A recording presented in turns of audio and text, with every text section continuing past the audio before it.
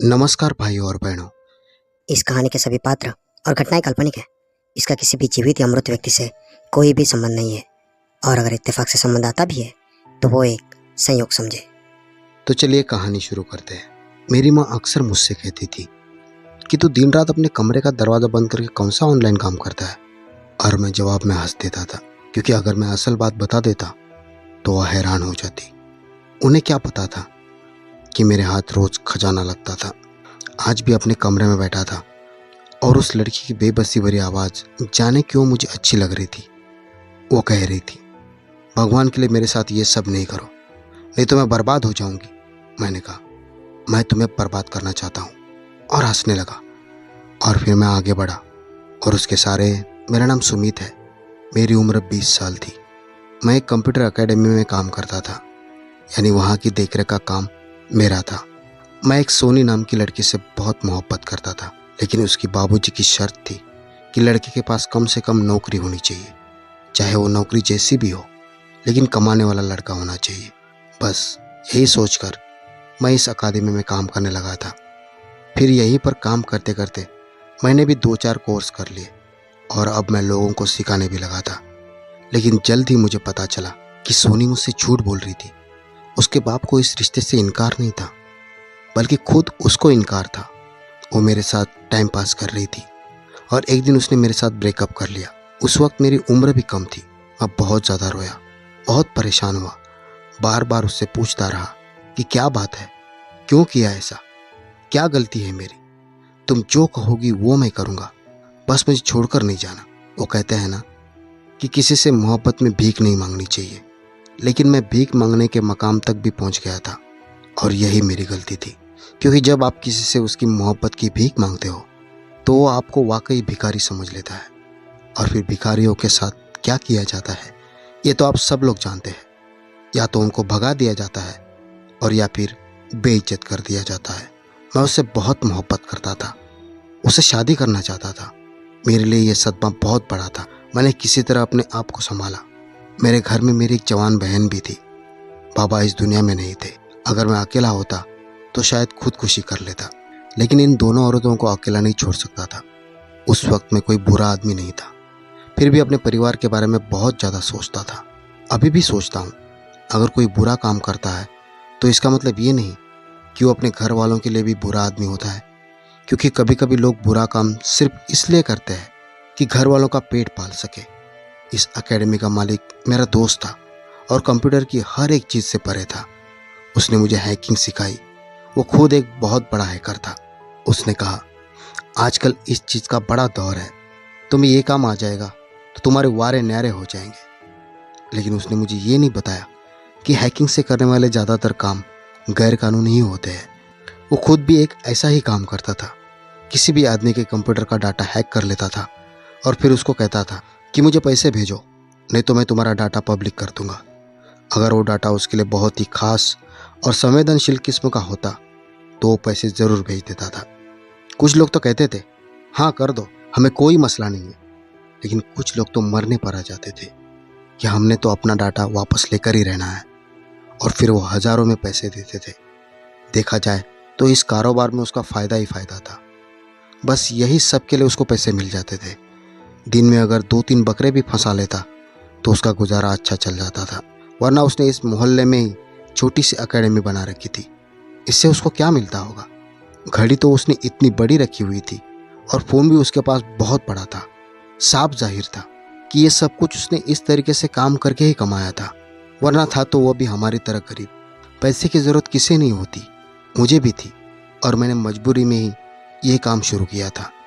लेकिन अब जब पैसे आने शुरू हो गए थे तो इस काम की मुझे आदत पड़ गई थी, चस्का लग गया था। मैंने एक फ़ाइल बनाई थी। जैसे कोई इस फाइल को ओपन करता था तो उसका सारा डाटा मेरे पास आ जाता और उसका कंप्यूटर हैक हो जाता था। इस फाइल को एक लिंक बनाकर मैं भेज दिया करता था। फाइल के ऊपर ये लिखा होता था, अगर आप इसे ओपन करेंगे तो आपको बहुत बड़ा गिफ्ट मिलेगा, पैसे मिलेंगे। इसलिए लोग लालच में आकर इसे सबसे पहले खोलते थे और बिना सोचे समझे ही क्लिक कर देते थे। भगवान ने मुझे दिमाग तो दिया था, मेरा दिमाग बहुत तेज था, तभी तो मैं ये काम कर रहा था, लेकिन अपने दिमाग को गलत तरीके से इस्तेमाल कर रहा था। कुछ लोग जो मेरे बारे में जानते थे वे मुझे बाकायदा पैसे देकर भी कहते थे कि फला बंदे का डाटा निकलवा दो। एक दिन इसी तरह एक आदमी मेरे पास आया और उसने कहा कि मुझे अपने गर्लफ्रेंड के फ़ोन का डाटा चाहिए ताकि मैं ये जान सकूं कि वो मेरे अलावा किससे फ़ोन पर बात करती है, और इस काम के मैं तुम्हें 10,000 दूंगा।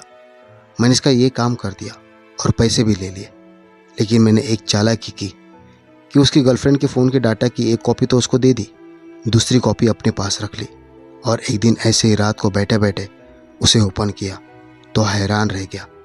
वो तो बहुत ही अजीब सी लड़की थी। उसने तो अपनी पर्सनल वीडियो बनाई हुई थी, वो भी मेरे पास आ चुकी थी और मैं भी उनको देख रहा था। देखना नहीं चाहता था, लेकिन फिर मैं भी तो मर्द था और देखते देखते खुद को संभाल ही नहीं पाया और देखता ही चला गया।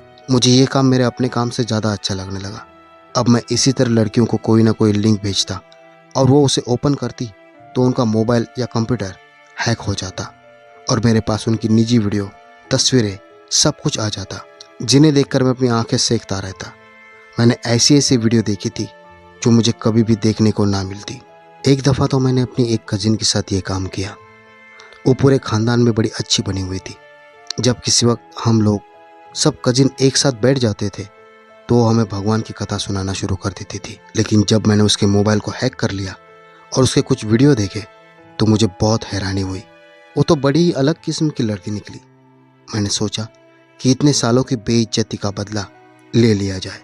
मैंने उसे फ़ोन किया और कहा कि तुम्हारे फ़ोन से कुछ चीज़ें किसी ने हैक कर ली है और मुझे भेजी है, और मुझे कहा है कि ये देखो अपनी कजिन की हरकत। अब उस बंदे को चुप करवाने के लिए कुछ पैसे देने होंगे। मैंने इस तरह से बात की जिससे वो शख्स मैं नहीं कोई और है। मेरी वो कजिन बिल्कुल डर गई और मुझ पर भरोसा करते हुए उसने मेरे थ्रू ही पैसे दूसरे बंदे को यानी कि मेरे पास ही भेज दिए। मुझे ये काम बड़ा मज़े का लगा। मैंने कहा कि ये तो बैठे बैठे पैसे आ गए। ना तो मेरा नाम बदनाम हुआ बल्कि उसकी नज़र में मैं हीरो बन गया और वो मुझ पर भरोसा भी करने लगी। ये तो बड़ा अच्छा काम है। वो कहते हैं ना कि बुराई का रास्ता बहुत आसान होता है, पाँव रखते ही बहुत मज़ा आता है। ऐसा लगता है कि रास्ता कभी ख़त्म ही नहीं होगा। मुझे भी ऐसा ही लग रहा था, पर इस बात से मुझे अंदाज़ा हुआ कि इस दुनिया में कोई भी साफ नहीं है। हर इंसान ने अपने चेहरे पर नकाब पहना हुआ है। ये काम करते करते एक दिन मेरे दिमाग में एक आइडिया आया, क्योंकि आज ही मुझे पता चला था कि सोनी मुझसे रिश्ता तोड़ने के बाद अब किसी बहुत अमीर लड़के से शादी कर रही थी। इसका मतलब उसे सिर्फ दौलत से मतलब था, लेकिन मेरे अंदर तो बदले की आग जल रही थी। इसलिए मैंने भी सोच लिया कि मुझे क्या करना है। जिससे मोहब्बत की जाती है उसे बर्बाद नहीं किया जाता, लेकिन जब कोई आपका दिल तोड़े और आपके साथ बुरा करे तो फिर उसके साथ बुरा करना आपका हक बन जाता है। अगर वो मेरी पत्नी बन जाती तो मैं उसका बहुत ख्याल रखता, उसके साथ कभी बुरा नहीं करता। किसी को बर्बाद करने का मेरा इरादा नहीं था, पर उसने भी तो मुझे धोखा दिया, मेरे छोटे से दिल को तोड़ दिया। मैंने सोच लिया था कि मैं भी उससे बदला लूँगा, और ऐसा बदला लूँगा कि वो मुझे सारी ज़िंदगी याद रखे। जब वो मेरे साथ रिश्ते में थी तो कह रही थी कि तुम मेरी ज़िंदगी में आने वाले पहले मर्द हो, लेकिन मुझे इतने सारे लोगों का नज़र आ गया तो फिर मुझे किसी पर भी भरोसा नहीं था। ऐसा लगता था कि सब धोखेबाज है और अच्छा होने का नाटक करते हैं। अभी भी दिल में कहीं ना कहीं उसके लिए मोहब्बत थी, इसलिए सोच रहा था तो शायद वो अच्छी नहीं है। लेकिन फिर सोच लिया कि चेक करने में क्या जाता है, पता तो चल ही जाएगा ना। उसने मुझसे बहुत खर्चे करवाए थे। उसके तोहफे, शॉपिंग और बात बात में सरप्राइज गिफ्ट ने मुझे कहीं का नहीं छोड़ा था। आज वसूली का वक्त था। जब हम रिश्ते में थे तो वो मुझे अपनी तस्वीरें भेजती थी, पर सब तस्वीरों में उसने दुपट्टा किया होता था। मैंने उसके लिए लिंक बनाया और इस पर यह लिखा, इस लिंक पर क्लिक करें और फ्री में 10,000 की ऑनलाइन शॉपिंग करने का मौका पाए। औरतें इन चीज़ों को देखकर बहुत खुश हो जाती है और शॉपिंग करना तो अपना बुनियादी हक समझती है।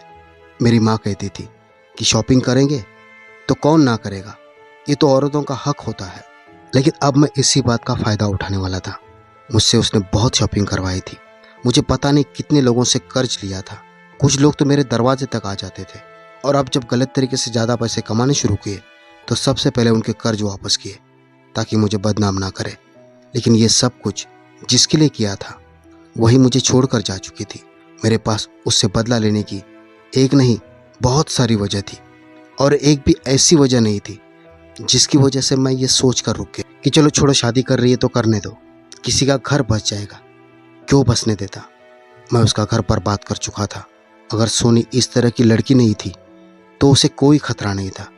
उसके पास वही तस्वीरें होती जो मेरे पास थी। लेकिन अगर मामला कुछ और था तो फिर तो उसके साथ होना ही चाहिए था। मैंने लिंक भेजा और थोड़ी देर बाद ही मेरे पास उसका डाटा आना शुरू हो गया, क्योंकि उसका मोबाइल फ़ोन हैक हो चुका था और उसे पता भी नहीं था। वो अपने होने वाले पति से फ़ोन पर बात भी कर रही थी, तो उनकी सारी बातें भी मेरे पास आ चुकी थी। और फिर मैंने कुछ वीडियो देखी तो मुझे हैरानी के बजाय बहुत ज़्यादा गुस्सा आने लगा। और फिर गुस्से में आकर मैंने किसी और नंबर से मैसेज किया और कहा कि आपका सारा डाटा मेरे पास आ चुका है, मुझे इतने सारे पैसे चाहिए, नहीं तो मैं इसे अपलोड कर दूंगा। एक तो वो गलती पर थी और उसकी शादी होने वाली थी। बुरी तरह घबरा गई और घबरा कर मेरे नंबर पर मुझे ही मैसेज किया, तुम्हें इन चीज़ों के बारे में पता है? मेरी जान बचाओ, कोई मेरे पीछे पड़ा है। मैंने कहा, अब तुम्हें मेरी याद आ गई? उसने कहा, तुम्हारी याद नहीं आएगी तो और किसकी आएगी? हम दोनों अच्छे दोस्त थे। मैंने कहा, हम दोस्त नहीं थे, मैं तुमसे मोहब्बत करता था, तुमसे शादी करना चाहता था। तुम्हारे साथ मैंने भविष्य के ख्वाब सजाए हुए थे और तुम बस ये कह रही हो कि हम सिर्फ दोस्त थे। उसने कहा, ये सब बाद में कहना, अभी मेरी मदद करो। मुझे पता था कि अब उसको मदद की ज़रूरत है, तो ये मुंह उठाकर आ गई है। मुझे तो इस पर पहले ही बहुत ज़्यादा गुस्सा आ रहा था कि जितना मैं इसको समझता था ये उससे ज़्यादा ही आगे निकली हुई लड़की थी। अच्छा हुआ कि मेरी इसके साथ शादी नहीं हुई, नहीं तो मेरी ज़िंदगी तो बर्बाद हो जाती। मैंने कहा, मैं कुछ नहीं कर सकता, ऐसे लोग तो बहुत खतरनाक होते हैं, अपने मामलों को खुद हल करो। मैंने उसे वहाँ से जवाब नहीं दिया, जबकि मैं खुद ही उसके साथ ये सब कुछ कर रहा था। फिर मजबूरन उसने मुझे पैसे भेज दिए। मुझे ये करके बहुत खुशी हुई। मेरे दिल के अंदर जो आखिरी अच्छाई थी वो भी निकल गई, क्योंकि मैंने उस इंसान के साथ बुरा किया जिसे मैं मोहब्बत करता था। इसका मतलब यही था कि अब मैं बुरे रास्ते पर चल पड़ा था और मुझे रोकने वाला कोई भी नहीं था। मेरे घर के मामले मैंने ठीक कर लिए थे। मेरी माँ पहले बहुत बीमार रहती थी, घर में खाने को कुछ नहीं होता था, लेकिन अब उनका इलाज भी होता था। महीने के महीने उन्हें डॉक्टर के पास भी ले जाता था और उनके खाने पीने का भी ख्याल रखा जाता था। उन्हें ज़्यादा काम ना करना पड़े, इसलिए घर में नौकरानी रख ली गई थी। मेरी बहन को पढ़ने का बहुत शौक था। मैंने उसे बहुत बड़ी यूनिवर्सिटी में दाखिल करवाया था। सारे खानदान वाले बातें कर रहे थे कि इसे यूनिवर्सिटी में दाखिल क्यों करवाया है, लड़कों के साथ बैठकर पढ़ेगी तो इस पर अच्छा असर नहीं पड़ेगा।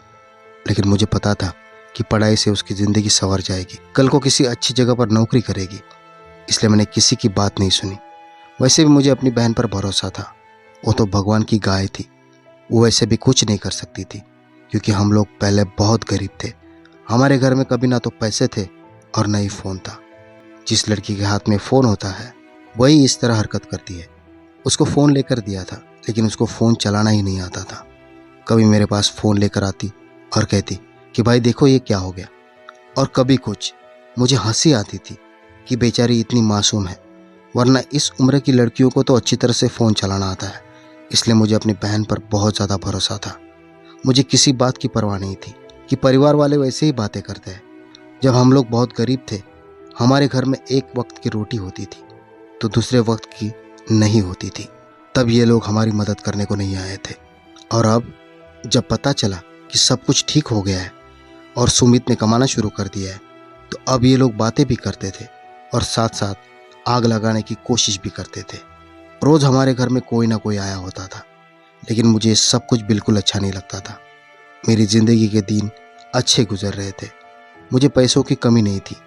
एक दिन मेरी माँ ने मुझसे कहा, तुम बंद कमरे में बैठ जाते हो और अंदर से दरवाज़ा बंद क्यों कर लेते हो? मुझे उस दिन पानी पीना था। मैं तुम्हें आवाज़ दे दे कर थक गई, लेकिन तुम्हें आवाज़ तब सुनाई देगी ना जब तुमने दरवाज़ा खोला। मैंने कहा, मैंने आपको बताया था कि मैं ऑनलाइन काम करता हूँ। मैंने सारे खानदान को यही बताया था कि मैं ऑनलाइन काम करके पैसे कमाता हूँ। वो पूछते थे, कौन सा ऑनलाइन काम? तो अपने पास से कोई ना कोई झूठ बोल देता था। मेरे सारे खानदान वाले ज़्यादा पढ़े लिखे नहीं थे, इसलिए मेरी बातों में आ जाते थे। माँ को मैंने कहा, बड़ी मेहनत से काम करता हूँ मैं, बहुत ही ध्यान देना पड़ता है। तब माँ ने कहा, दरवाज़ा बंद मत किया कर, मैं तेरे कमरे में आने से पहले दस्तक दूंगी। लेकिन मैं माँ को क्या कहता कि मेरे काम तो एक तरफ थे, लेकिन अगर वो अचानक मेरे कमरे में आ जाती और देख लेती कि उनका बेटा क्या कर रहा है, तो उनकी तो सांस अटक जाती। मेरी बहन का नाम साइली था। एक दिन वो बहुत परेशान थी। कहने लगी कि मेरे पेपर होने वाले हैं लेकिन मुझे कुछ भी नहीं आता। मैंने कहा क्यों, तुमने पढ़ाई नहीं की थी? तो कहने लगी भाई सारा कुछ बाहर से आना है और मुझे बहुत टेंशन है। पढ़ाई तो की है लेकिन पिछली दफ़ा भी यही हुआ था। हम लोगों को जो पढ़ाया गया था पेपर उससे बाहर से आया था। मैं उसे परेशान नहीं देख सकता था। मेरी प्यारी बहन थी, मेरी छोटी बहन। मैं उससे बहुत मोहब्बत करता था। मैंने अपनी अकल के पहिए घुमाए और उसकी यूनिवर्सिटी की वेबसाइट ही हैक कर ली, जहाँ से मैंने क्वेश्चन पेपर निकाल लिया। लेकिन मेरी बहन मुझ जैसी नहीं थी कि बुरा काम करने के लिए फ़ौरन मान जाए। मैंने उस पेपर से सारे सवाल नोट करके कागज़ पर लिख दिए और जाकर अपनी बहन को दे दिए। मैंने कहा कि ये लो। उसने कहा ये क्या है? मैंने कहा मेरा एक दोस्त है, उसने अभी तुम्हारी वाली पढ़ाई की है। उससे मैंने फ़ोन करके पूछा, कह रहा है कि ये वाले सवाल बहुत ज़्यादा इम्पोर्टेंट है, उससे कहो कि याद कर ले, हो सकता है इसमें से कोई सवाल आ जाए। मेरी बहन ने कहा ठीक है, और उसने वही सारे सवाल याद कर लिए। अगले दिन जब वो वापस आई तो हैरान थी। कह रही थी कि भाई जो सवाल आपके दोस्त ने बताए थे वो सारे सवाल पेपर में आए थे, एक एक सवाल। मेरा पेपर बहुत अच्छा हुआ क्योंकि मैंने वो सारे सवाल दोबारा से याद कर लिए थे। बहुत ज़्यादा खुश थी। उसे इसी पेपर की टेंशन थी। उसने कहा लेकिन ये सब कैसे हो गया? उसके वहम और गुमान में भी नहीं था कि मैं कोई हैकर हूँ। मैंने तो ये कहा हुआ था कि मैं ऑनलाइन एडिटिंग का काम करता हूँ। मैंने कहा कि पता नहीं, लेकिन देखो तुम्हारी किस्मत अच्छी थी ना, इसलिए ये सब हुआ। उसे खुश देखकर मुझे बहुत खुशी हुई थी। जिस लड़की से मैं शादी करना चाहता था अब उसकी शादी हो गई, तो मैंने सोचा कि मुझे भी शादी कर लेनी चाहिए। कहीं ना कहीं मेरे दिल में वो रहती थी, लेकिन अब वो निकल चुकी थी और मैंने अपना बदला भी ले लिया था। मैंने माँ से कह दिया कि मेरे लिए कोई लड़की तलाश करे। माँ तो पहले से मेरी शादी करवाना चाहती थी और हमें कोई दिक्कत भी नहीं थी अपनी शादी पर खर्चा करने के लिए। मैंने सारे मोहल्ले की लड़कियों के मोबाइल फ़ोन हैक किए और ज़्यादा से ज़्यादा पैसे जमा किए। मैंने इतना सब कुछ किया लेकिन मुझे एक पल को भी डर नहीं लग रहा था। मेरी पत्नी का नाम सोनल था। हम लोगों की शादी हो गई और सोनल मेरी ज़िंदगी में आई। वो बहुत खूबसूरत थी, पढ़ी लिखी थी, थोड़ी सी तेज थी। मेरी माँ उसे कहती थी कि वो तेज़ है क्योंकि वो बहुत ज़्यादा मेकअप करती थी, खूबसूरत थी और अपने आप को सज संवार कर रखती थी, इसलिए मेरी माँ को तेज लगती थी। लेकिन मुझे तो अच्छी लगती थी क्योंकि मर्द तो अपनी पत्नी से यही चाहता है कि उसकी पत्नी उसके सामने आए तो साफ सुथरी और खूबसूरत बन के ही आए। मेरी पत्नी कुछ ही वक्त में मेरे साथ ऐसे पेश आने लगी कि जैसे हम दोनों ने एक दूसरे से मोहब्बत की नहीं बल्कि इश्क की शादी की है। वो मुझे बहुत खुश रखती थी, मेरा बहुत ख्याल रखती थी, मेरी हाँ में हाँ मिलाती थी, सब कुछ मेरी मर्जी से करती थी। मैं हैरान भी होता था। मेरा एक कजिन मुझे कहता था कि जो औरत शादी के शुरू में ही आपके साथ बहुत ज़्यादा घुल मिल जाती है ना, तो इसका मतलब ये है कि उसका कोई ना कोई राज है जिसको वो छुपा रही है और आपको पहले से बहुत अच्छी बना के दिखा देगी ताकि बाद में आप उसका लिहाज कर ले। लेकिन ये तो उसका एक तजुर्बा था। ज़रूरी तो नहीं था कि ऐसा हो सकता है कि दिल में बात आती है तो उसके पीछे कोई वजह भी होती है। मेरे दिल में बात तो आई थी लेकिन मैंने इस बात को दिल से निकाल दिया था। उसकी सहेली के साथ बहुत ज़्यादा दोस्ती हो गई और मुझे ये बात अच्छी लगी क्योंकि उसने मेरी माँ और बहन के साथ इसी घर में रहना था। मैं इकलौता बेटा था, इसलिए यही हमारा घर था। हमने कभी अलग नहीं होना था। अब मुझ पर 3 औरतों की जिम्मेदारी थी और तीनों ही मेरी ज़िंदगी की अहम तरीन औरतें थी। मेरी माँ, बहन और पत्नी। उसके साथ मेरी ज़िंदगी अच्छी गुजर रही थी, लेकिन उसमें एक बात बड़ी अजीब थी कि वो फ़ोन पर बहुत ज़्यादा वक्त गुजारती थी। एक दिन मैंने उससे पूछ लिया। मैंने कहा कि तुम इतनी देर फ़ोन पर क्या करती रहती हो? तो पहले ही गुस्सा हो गई, जैसे मुझे पूछने का भी हक नहीं था। उसने कहा करती रहती हूँ उससे क्या मतलब है, क्या करना होता है? मैंने कहा यही तो मैं पूछ रहा हूँ कि क्या तुम कोई काम करती हो, क्योंकि जो लोग फ़ोन पर कोई काम करते हैं तो उनका ज़्यादातर वक्त फ़ोन पर जाता है, लेकिन तुम्हारा तो ऐसा कोई काम नहीं होगा। उसने कहा हाँ, मेरा ऐसा कोई काम नहीं है, मैं फ़ोन पर कोई काम वगैरह नहीं करती, लेकिन मेरे काफ़ी सारे अकाउंट्स हैं, मैं उनको चलाती हूँ। मैंने कहा कौन से अकाउंट? तो उसने मुझे सोशल मीडिया के जितने भी अकाउंट्स हैं वो सब बता दिए। मैंने कहा ये तुमने हर चीज़ पर अकाउंट बनाया हुआ है, तुम्हारे सिर में दर्द नहीं होता? उसने कहा नहीं, मुझे तो मज़ा आता है, मैं अपनी तस्वीरें भी लगाती हूँ, लेकिन अपना चेहरा पूरी तरह से नहीं दिखाती। मैंने कहा, अब तुम्हारी शादी हो गई है, वो भी मेरे साथ, इसलिए तुम्हें पता होना चाहिए। तुम्हें ये सब करने से पहले मुझसे पूछना चाहिए। अभी के अभी अपने सारे अकाउंट्स डिलीट करो। इस बात पर वो हैरान हो गई। मैंने कहा, मैं तुम्हारा पति हूँ, इसलिए ये मैं तय करूँगा कि तुम्हें कौन से अकाउंट्स बनाने हैं और कौन से नहीं। और तुम अपनी तस्वीरें भी अपलोड करती हो, मुझे तो पता ही नहीं था। मैंने कहा, मुझे अपना फ़ोन दिखाओ, मैं खुद डिलीट करूँगा। तो उसने कहा, अच्छा मैं खुद कर दूँगी। और फिर ऐसे ही हुआ कि उसने सारे अकाउंट्स ख़त्म कर दिए। मुझे अच्छा लगा कि उसने मेरी बात मान ली, और मुझे हैरानी भी हुई कि उसने मुझसे ये बात पहले छुपाई हुई थी। अगर ये बात खानदान में किसी को पता चल जाती तो मैं तो कहीं मुंह दिखाने के काबिल ही ना रहता। वो कहते हैं कि इसकी बीवी तो टिकटॉक बनाती है। बेशक वो अपना मुंह नहीं दिखाती, लेकिन बात तो फैल जाती है, और बात कभी भी विस्तार के साथ नहीं फैलती, सिर्फ हेडलाइन ही मशहूर होती है। लेकिन मुझे अच्छा लगा कि उसने मेरी बात मान ली। एक दिन मैं बाथरूम में नहा रहा था, जब दरवाजे पर दस्तक हुई। माँ ने कहा कि कोई डाकिया आया है, मेरे लिए कोई चीज़ लेकर आया है। मुझे लगा कि मेरे पैसे आए होंगे। मैंने जब लिफाफा खोला तो कदमों तले से ज़मीन निकल गई, क्योंकि वो पुलिस का खत था। उन्होंने मुझे थाना बुलाया था।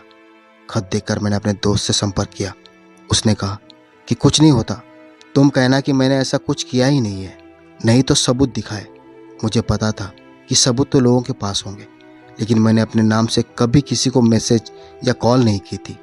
उम्मीद थी कि मैं बच जाता, लेकिन मैं बहुत परेशान हो गया था।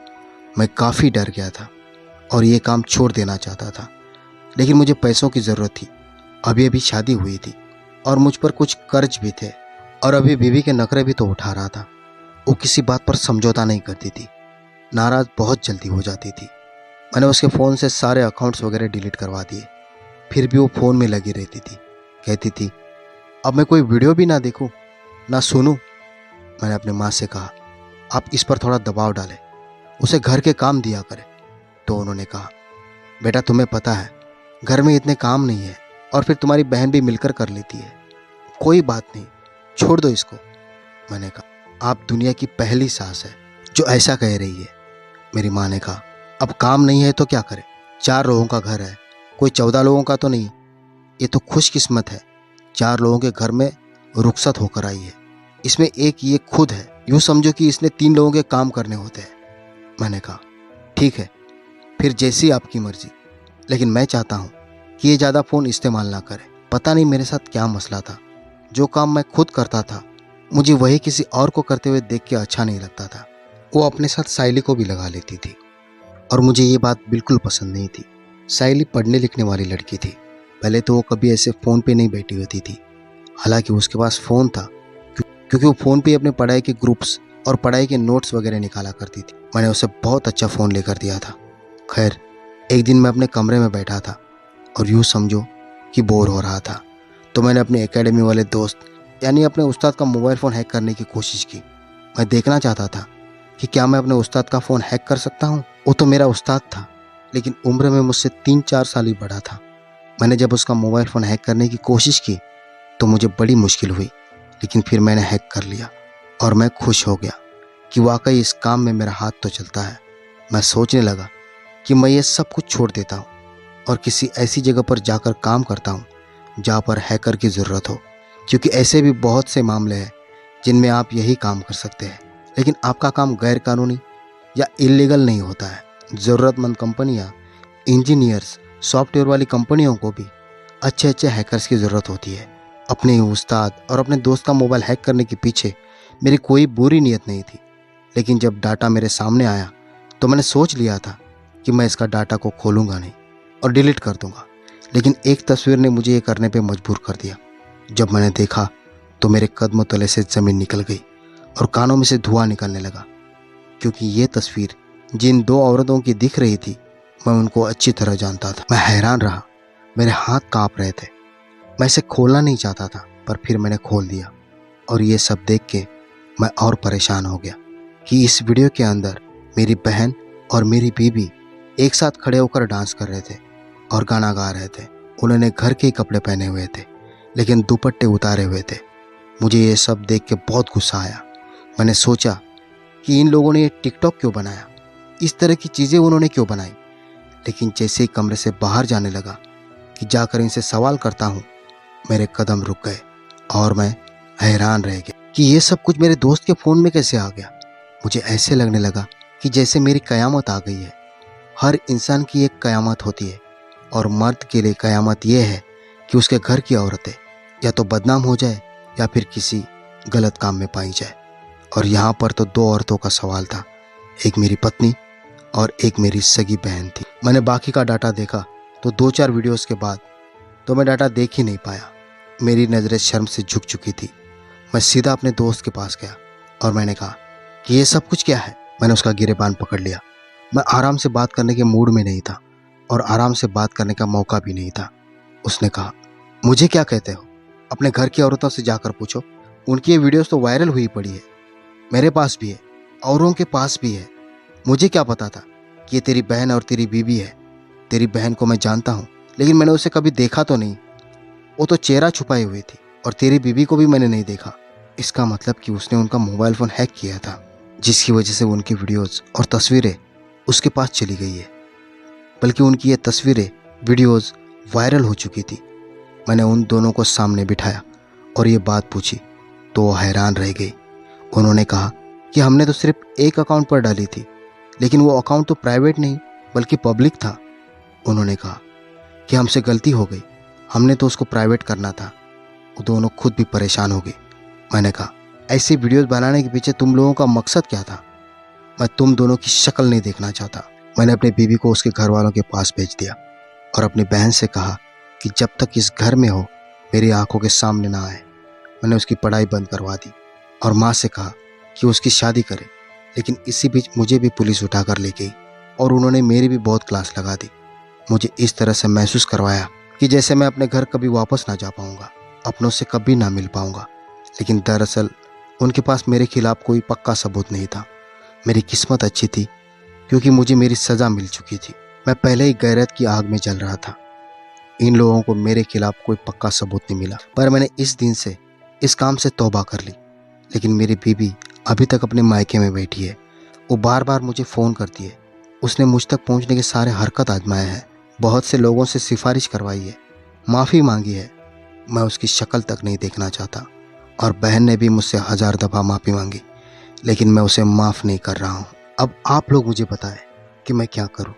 अपनी बीवी को वापस लाऊं या फिर ये सब कुछ ऐसे ही चलने दूं? मुझे तो कुछ समझ नहीं आ रहा है। मैं ऐसी औरत के साथ ज़िंदगी नहीं गुजारना चाहता और अपनी बहन की भी जल्द से जल्द शादी करवाना चाहता हूँ।